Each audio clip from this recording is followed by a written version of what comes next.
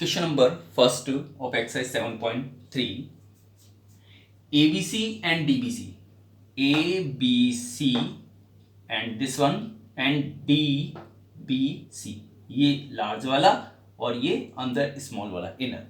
ABC and DBC are two isosceles triangle. Isosceles हैं. That means ABC is isosceles triangle. So this side will equal to this side. ठीक है.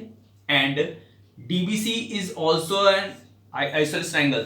DBC is also an isosceles triangle. So this side will equal to this side. ठीक है.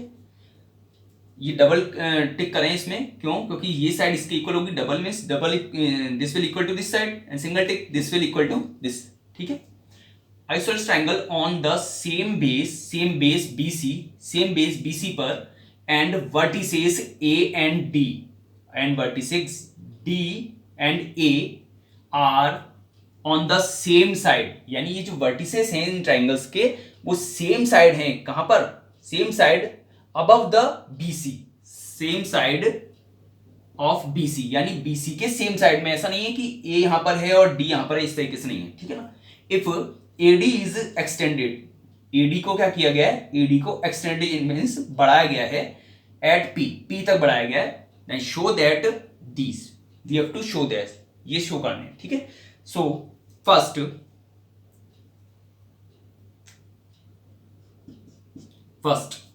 triangle ABD and triangle ACD. We have to show these triangles with congruence. So how we solve? Triangle ABD and triangle ACD and triangle AC and D. ठीक है. The side and angle of this triangle will write on left hand side and the side of and angle of triangle ACD will write on the another side. ठीक है. So which sides and angles are equal of these triangles? ABD means ये triangles की बात कर रहे हैं हम. एक तो ये वाला और एक ये वाला. ठीक है. इन टू ट्रायंगल्स की बात करते हैं. ठीक है. सो इन ट्रायंगल्स में AB is equal to AC. इस ट्रायंगल की ABD, इस ट्रायंगल की AB साइड जो है AB is equal to AC. इस ट्रायंगल की AC साइड के इक्वल है means one side equal. Next this is also equilateral isosceles triangle. So BCBD is equal to CD. ये भी साइड है. इस ट्रायंगल की ये साइड इस ट्रायंगल की इस साइड के इक्वल है. So AB is equal to AC and ये आइसोसेलेस ट्रायंगल है. This is also an isosceles triangle. DBC भी आइसोसेलेस ट्रायंगल है. तो इसकी ये साइड और ये साइड इक्वल होंगे और ये साइड्स में आ रही हैं, इस और इस ट्रायंगल में आ रही हैं. So BD is equal to DC, second dash equal, and AD is equal to AC, AD is equal to AD. Both triangles में लाई कर रहा है. So you can write down AD is equal to AD. So by the law of triple S, triangle ABD congruent with triangle ACD. Second, same here.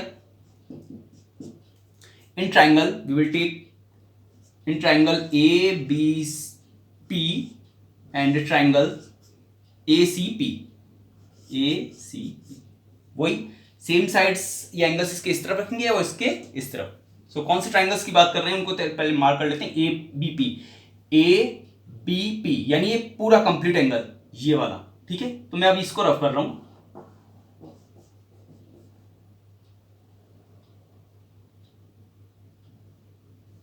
Now we will discuss in question number second this complete angle ABP means ये complete angle पूरा और APC या ACP ये complete angle. ठीक है. अब देखो इधर क्या क्या इक्वल है. AB is equal to AC. ठीक है. इस ट्रायंगल का ये साइड इस ट्रायंगल की इस साइड की इक्वल है. ठीक है. 1S equal. AP बोथ में कॉमन है, सेकंड S. और ये एंगल्स जो हैं this angle will equal to this angle. Why? Because we have already proved that this angle is congruent with this. So therefore this angle will equal to this angle. ठीक है, so you can write down S, A and S. So A, first of all, AB is equal to AC, 1S equal.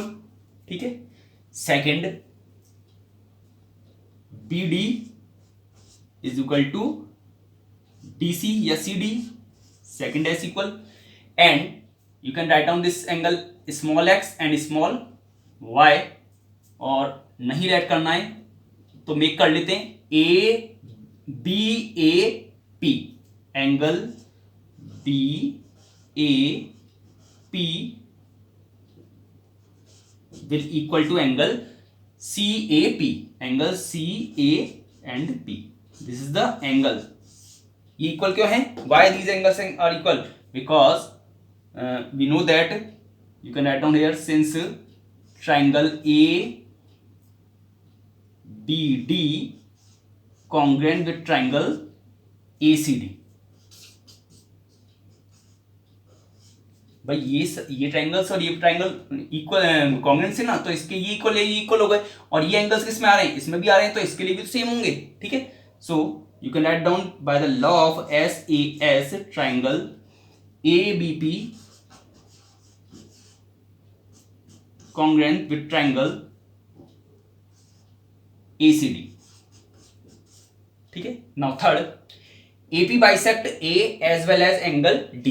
Means AP जो है ये angle A को और angle D को both को क्या करता है, बाइसेक्ट करता है. Bisect means two equal part में डिवाइड करता है. तो नेचुरली थर्ड,